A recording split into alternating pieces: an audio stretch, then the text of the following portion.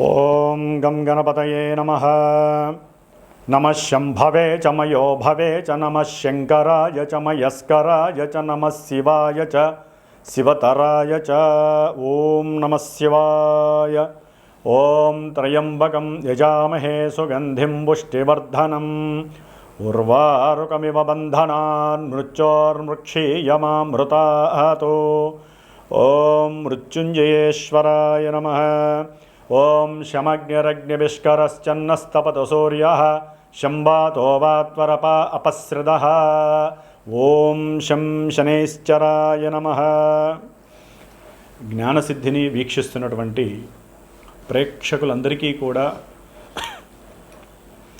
శని భగవంతుడి యొక్క అనుగ్రహముతో ఈ 135 రోజులు అనగా జూలై 27వ తేదీ నుండి డిసెంబర్ 11వ తేదీ వరకు కూడా ఈ 135 రోజులు మన యొక్క భూమి మీద శనైశ్చరుని యొక్క వక్రగతి సందర్భముగా ఆయన యొక్క పాపపు కిరణాలు అత్యంత వేగవంతంగా చాలా ప్రతికూలమైనటువంటి పరిస్థితుల్ని కలుగజేసేటటువంటి స్థితిగతుల్లో మనందరము కూడా కర్మలని అనుభవించడానికి సిద్ధంగా ఉండాలి. కాబట్టి ఆ ఈశ్వరుడు హనుమంతుల వారు శనైశ్చరుని యొక్క అనుగ్రహము పరిపూర్ణంగా కలగాలని ఆశిస్తూ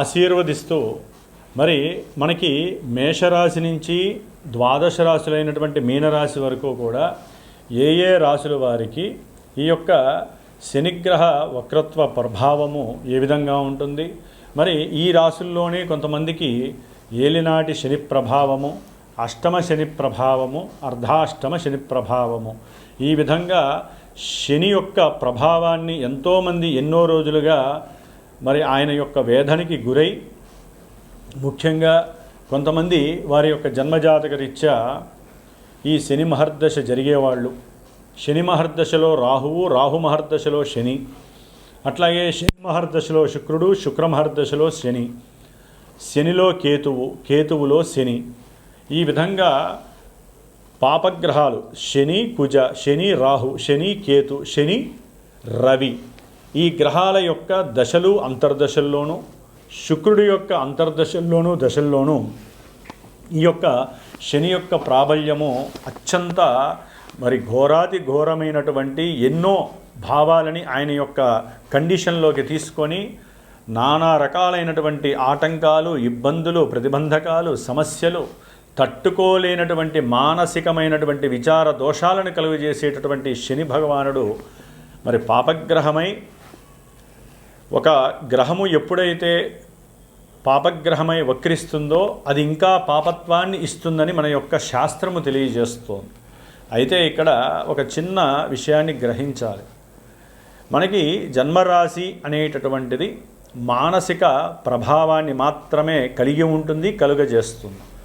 కానీ జన్మజాతకము అనేటటువంటిది మనం పుట్టినటువంటి ప్రదేశం ప్రకారం, మనం పుట్టిన సమయం ప్రకారం, తేదీ ప్రకారము ఒక లగ్నము ఆచ్ఛాదనై, ఆ లగ్నం నుంచి ఈ శని భగవానుడు 1వ స్థానమా, 2, 3, 4, 5, 6, 7, 8, 9, 10, 11, 12 ఈ ఏ భావాలకి ఆయన ఆధిపత్యం కలిగి ఉన్నాడు, శుభగ్రహ భావాలకి అశుభగ్రహ భావాలకి ఆధిపత్యం పట్టి ఉన్నాడా, దీన్ని కూడా లెక్కలోకి వేసుకుంటూ మరి ఆ లగ్నం నుంచి ఈ శని యొక్క సిచ్యువేషన్స్ ఏమిటి, ఏ భావాల్ని ఆయన ఆధారపడి ఉన్నాడో గోచారంలో ఆ భావాలకి తగ్గట్టుగా మానసిక విచార దోషాల్ని కలుగజేస్తాడు ఈ శని భగవానుడు. మరి ఈ యొక్క కలియుగంలో శని బాధల నుంచి ముఖ్యంగా ఈ వక్రించిన పాపగ్రహమైనటువంటి పాపత్వాన్ని ప్రసాదించేటటువంటి మరి కలికి అత్యంత దగ్గరగా సహకరిస్తూ ఉండేటటువంటి ఈ యొక్క శని యొక్క బాధల నుంచి తప్పించుకోవడానికి ఒక చిన్న శ్లోకాన్ని చెప్తాను. కర్కోటకస్య నారస్య దమయంత్యా నలస్య చ ఋతుపర్ణస్య రాజర్షేః కీర్తనం కలినాశనం. అంటే మనకి అందరికీ తెలిసినటువంటి విషయం నలదమయంతుల యొక్క చరిత్ర. దీంట్లో నలుడు మహారాజు చక్రవర్తి అయి ఉండి కూడా ఎంతో ఘోరమైనటువంటి కష్ట నష్టాలను అనుభవించటంలో శని యొక్క పాత్ర, ఏలినాడి శని పాత్ర మనం చదువుకోవాల్సిందే. కాబట్టి నలదమయంతుల యొక్క చరిత్ర చదివినా కూడా ఈ యొక్క సిచ్యువేషన్లో వారికి ఉన్నటువంటి శని దోషాలు తొలగిపోవటానికి అవకాశాలు ఎక్కువగా ఉంటాయి. కాబట్టి మరి ముఖ్యంగా ఈ యొక్క శని మహర్దశల్లో ఈ యొక్క శని దాదాపుగా మనకి ఈ జూలై 27వ తేదీ నుండి డిసెంబర్ 11 వరకు కూడా రేవతి నక్షత్రంలో 3వ పాదంలో వక్రించినటువంటి శని దాదాపుగా అక్టోబర్ 8వ తేదీ వరకు కూడా అదే నక్షత్రంలో వక్రించి వెనక్కి వస్తూ ఉంటాడు.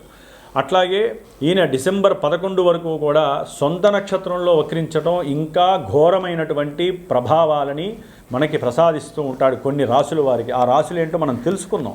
అయితే ఈ వక్రత్వంలో ఈ గ్రహము చాలా వరకు తన యొక్క కిరణాలని ముందు ఇవ్వాల్సినటువంటి, అంటే ఇప్పుడు మీనరాశిలో జలరాశిలో రేవతి నక్షత్రంలో 3వ పాదంలో ఉన్నటువంటి ఈ శని భగవంతుడు తన యొక్క దృష్టిని 3వ దృష్టిని వృషభ రాశి మరియు మిథున రాశి ఈ 2 రాశుల మీద ప్రభావితం చూపిస్తూ ఇప్పుడు ఆయన వక్రించిన తర్వాత కొంచెము నక్షత్రాలు అంటే రోహిణీ నక్షత్రము మృగశిర నక్షత్రం ఈ 2 నక్షత్రాల మీద అధికంగా తన యొక్క శక్తిని ప్రసాదిస్తాడు. అట్లాగే తన యొక్క సప్తమ దృష్టి ఇప్పటి వరకు కూడా కన్యారాశి మీద, కన్యారాశిలో ఉన్నటువంటి ఉత్తర ఫల్గుని నక్షత్రము హస్తా నక్షత్రం మీద ఉండేది, అట్లాగే చిత్తా నక్షత్రం మీద ఉండేది. ఇప్పుడు ఆయన వక్రించినప్పుడు ఎక్కువ శాతము రోహిణీ నక్షత్రము, హస్తా నక్షత్రము, ఉత్తర ఫల్గుని నక్షత్రం మీద ఆయన యొక్క ప్రభావం చూపిస్తాడు. అట్లాగే శని భగవానుడు మీనరాశిలో ఉండి తన యొక్క దశమ దృష్టిని మీనరాశి మీద ప్రభావితం చూపిస్తూ దాదాపుగా పూర్వాషాఢ నక్షత్రము, ఉత్తరాషాఢ నక్షత్రము ఈ యొక్క నక్షత్రాల మీద తన యొక్క ప్రభావాన్ని అధికంగా చూపిస్తూ ఎన్నో అనారోగ్యాలని, అనుకున్న పనులలో వాయిదాలని, అసలు అనుకున్నది జరిగింది అనుకుంటే మహదానందంగా భావించే పరిస్థితులను కలగజేస్తూ ఈయన ముఖ్యంగా ఆర్థిక విషయాల మీద, అనారోగ్యానికి సంబంధించిన విషయాల మీద, అనుకున్న పనుల్లో ఆటంకాలు కలుగజేయటం, ఆలస్యాలు, అది వివాహమైనా విద్యపరంగా ఎన్నో ఆటంకాలు, ఉన్నత విద్యలు లేకుండా చేయటం, విదేశాల్లో ఉన్నటువంటి వాళ్ళని ఇబ్బందులు పెట్టడము, ఉద్యోగాదుల్లో ప్రమోషన్లు వస్తాయనుకుంటే అది కాస్త ఉన్న ఉద్యోగం తొలగిపోవటం, ఇలాంటి ఎన్నో రకాలైనటువంటి ప్రతికూల పరిస్థితుల్ని ఇవ్వటంలో శని భగవానుడు మహాద్యట్ట. మరి ఈ యొక్క వక్రించిన శని ఫలితాలు ఈ యొక్క జన్మరాశులకి అంటే మేషం నుంచి మీనరాశి వారికి ఏ విధంగా ఉంటాయో తెలుసుకుంటూ ఎవరికైనా సరే జన్మజాతకంలో లగ్నాతు ఈ యొక్క శని ఎవరనేది తెలుసుకునే ప్రయత్నాన్ని చేయండి. అసలు ఏ దశలు జరుగుతున్నాయో తెలుసుకోవడానికి ప్రయత్నం చేయండి. ఈ యొక్క ఫలితాలు విని ఎవరూ బాధపడక్కర్లేదు, అట్లా అని సంతోషపడకూడదు. జన్మజాతకరీత్యా మాత్రమే దశలు అంతర్దశలు మనల్ని యాక్టివేట్ చేస్తూ ఉంటాయి. కాబట్టి కొంతవరకు ఈ శని ఇచ్చే ఫలితాలు ఏ రాశుల వారికి ఏ విధంగా ఉంటాయో తెలుసుకుందాం. ఓం శం శనైశ్చరాయ నమః. ఓం శం శనైశ్చరాయ నమః.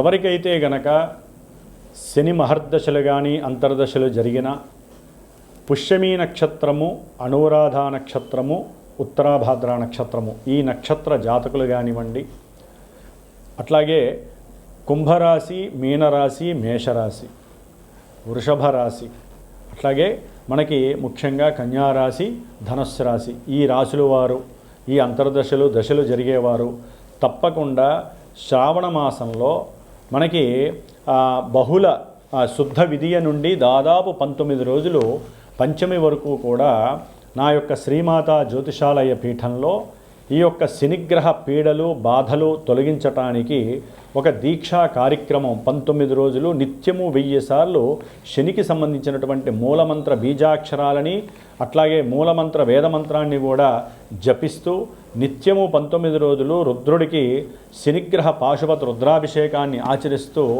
ఎవరైతే ఈ యొక్క శని బాధలు అనుభవిస్తున్నారో ఇప్పుడు చెప్పబోయేటటువంటి కొన్ని రాశుల వారికి ఏ విధమైనటువంటి సమస్యలైతే కలుగుతున్నాయో ఆర్థికంగా, విద్యపరంగా, కళ్యాణపరంగా, అట్లాగే ఉద్యోగపరంగా, వ్యాపార రీత్యా, సంతానపరంగా ఆలస్యాలు కానీ ఆటంకాలు కానీ జరుగుతున్నాయో వారు గనక నా యొక్క పీఠానికి ఫోన్ చేసి సంప్రదిస్తే గనక విశేషముగా ఈ 19 రోజుల్లో నేను చేసేటటువంటి ఈ యొక్క జపాన్ని, విశేషమైనటువంటి పాశుపత రుద్ర అభిషేకాన్ని ముఖ్యంగా ఎవరైతే ఈ యొక్క కార్యక్రమంలో తమ యొక్క గోత్రనామాదులు ఇచ్చి పాల్గొంటారో వారికి శనిగ్రహ రక్షా కవచాన్ని విశేషంగా ప్రసాదించి ఈ 19 రోజుల్లో ఒకరోజు మందపల్లి స్వామివారి యొక్క దివ్యక్షేత్రంలో ఆ స్వామివారి దగ్గర ఆ యొక్క రక్షా కవచాల్ని చక్కగా స్వామివారికి అభిషేకంలో ఉంచి విశేషముగా వీలుంటే అక్కడ హోమాన్ని ఆచరించి ఆ యొక్క ప్రసాదాన్ని మీకు చేరవేసేటటువంటి బాధ్యతని స్వీకరిస్తున్నాను. కాబట్టి దీని వలన విశేషమైనటువంటి శనిగ్రహ అనుగ్రహం కలిగి ఎంతటి కార్యాన్నైనా సరే జయించేటటువంటి పరిస్థితి కలుగుతుంది. ఎటువంటి మృత్యువునైనా సరే మనం తప్పించుకునేటటువంటి పరిహారము మనకి ఈ యొక్క రక్ష ద్వారా మనకి లభిస్తుందని ఆశిస్తూ ఆశీర్వదిస్తూ మరి మేషరాశి వారి గురించి మీనరాశి వారి గురించి కూడా ఈ మధ్యలో ఉన్న రాశుల గురించి మనం ఇప్పుడు చర్చించుకుందాం.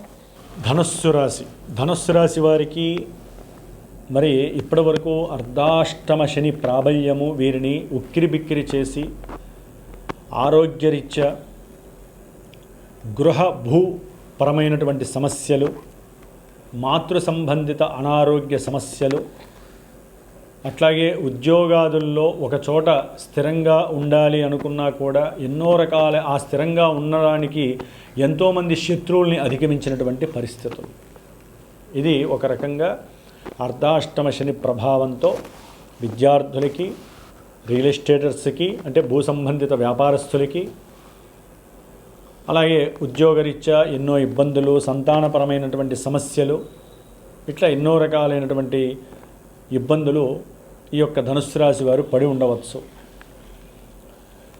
అలాగే ఇప్పుడు ఈ వక్రించిన శని జూలై 27 నుంచి డిసెంబర్ 11 లోపల ఆయన అక్టోబర్ 9వ తేదీ వరకు కూడా దాదాపుగా రేవతి నక్షత్రంలో ఉంటూ వక్రించిన పరిస్థితి కారణంగా వ్యాపారపరమైనటువంటి విషయాల యందు ఆసక్తి, కొత్త నిర్ణయాలు తీసుకోవటం, ఉత్సాహంగా వాటి యందు అడుగులు వేయటం, చేసే వృత్తిలో సంకల్పాన్ని అభివృద్ధి చేసుకోవటం, కీర్తిని ఏ విధంగా సంపాదించుకోవాలనేటువంటి ఆశని పురికొల్పుకోవటం, ఏదైనా భూమి కానీ గృహము కానీ వాహనము కానీ అమ్మకానికి పెట్టి అమ్ముడు కాక వారికి ఉన్నటువంటి ఆర్థిక అసమానతతో అప్పులు చేసి ఇబ్బందులు పడేటటువంటి వారికి కొంతవరకు ఊరట కలుగుతోంది ధనుస్సు రాశి వారికి.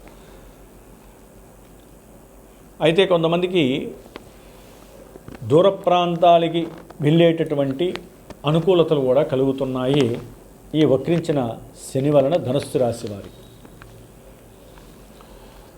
ఏదైనా క్రయ విక్రయాదులు ఇందాక చెప్పినటువంటి ఆ భూ గృహ వాహన సంబంధిత విషయాలలో వీరికి చక్కటి అనుకూలమైనటువంటి ఏజెంట్స్ ఎవరైనా దొరకటము, దానివలన వీరు అనుకున్నటువంటి కార్యము లాభసిద్ధి కలగటము జరగటానికి ఇది సరైనటువంటి సమయంగా భావించాలి.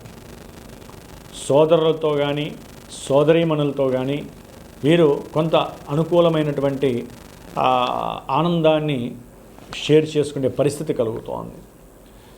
అట్లాగే వీరు చేసేటటువంటి ఉద్యోగంలో ఏదో ఒక మార్పుని ఎదుర్కోవటం, ఉన్న ఉద్యోగాన్ని వదిలేసి వేరే ఇంకేదైనా మంచి ఉద్యోగాన్ని సాధించాలనేటటువంటి ఆలోచన కలగటం కూడా ధనుస్సు రాశి వారికి కలుగుతోంది. అట్లాగే వీరు ఏదైనా సరే విద్యాపరంగా కానీ కొంతమంది, లేకపోతే గృహపరమైన వాహనపరమైనటువంటి అప్పులు చేసి ఉన్నట్లయితే ఆ రుణాలని తీర్చేటటువంటి యోచన ఎక్కువగా చేస్తూ ఉంటారు. శని అక్కడ ఉండి చూసే దృష్టి వేరుంటుంది, శని వక్రించినప్పుడు కలిగే దృష్టి వేరుంటుంది. అనుకున్న ప్రతి సంకల్పంలో కార్యదీక్షతో పాటుగా వారి యొక్క ఆలోచన కూడా చాలా ఏకీభవించేలాగా కొన్ని నిర్ణయాలు తీసుకోవాలి. అవతల వ్యక్తితో మాట్లాడారు అంటే మీకు ఏదైనా స్వలాభం కలిగేటటువంటి యోచన చేయటం చాలా విశేష ఫలప్రదాయకం అని చెప్పుకోవాలి. అయితే అంతర్గతమైనటువంటి కుటుంబపరమైనటువంటి బంధువుల పరంగా కొన్ని అంతర్గత శత్రు బాధలు కూడా మిమ్మల్ని ఇబ్బంది పెట్టే పరిస్థితులు కలుగుతాయి. చేసే వ్యాపారాదుల్లో కొంతవరకు భాగస్వాముల మధ్య కోర్టు సమస్యలు, అంటే ధనపరంగా ఎక్కడో అక్కడ కొన్ని సమస్యలు ఎదురవటం, దాని పరంగా కోర్టులకు వెళ్ళి ధనాన్ని నష్టపరుచుకోవాలా లేకపోతే ఉన్నంతలో కమిట్మెంట్ అవ్వాలనే ఆలోచన కూడా ఎక్కువగా చేస్తుంటారు. వీరికి ఆలోచన స్థాయి పెరుగుతూ ఉంటుంది ఈ సందర్భంలో. అని అక్టోబర్ తర్వాత ధనపరమైనటువంటి కొన్ని ఇబ్బందులు వీరికి మనోచికాకుల్ని కలుగు చేస్తే ధనస్సు రాశి వారికి.